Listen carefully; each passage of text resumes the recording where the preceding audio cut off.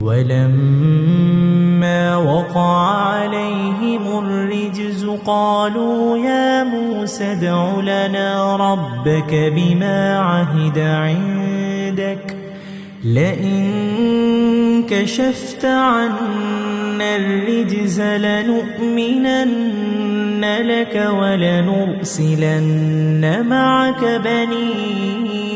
إسرائيل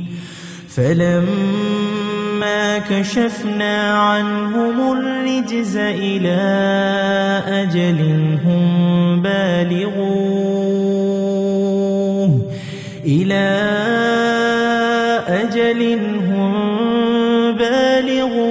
إذا هم ينكثون فانتقمنا منهم فأغرقناهم في اليم بأنهم كذبوا بآياتنا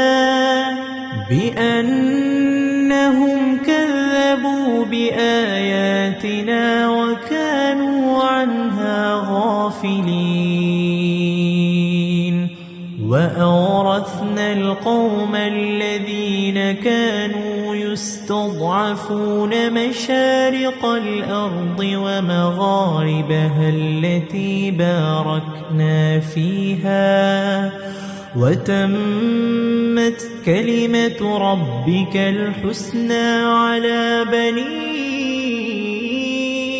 إسرائيل بما صبروا ودمرنا ما كان يصنع فرعون وقومه وما كانوا يعرشون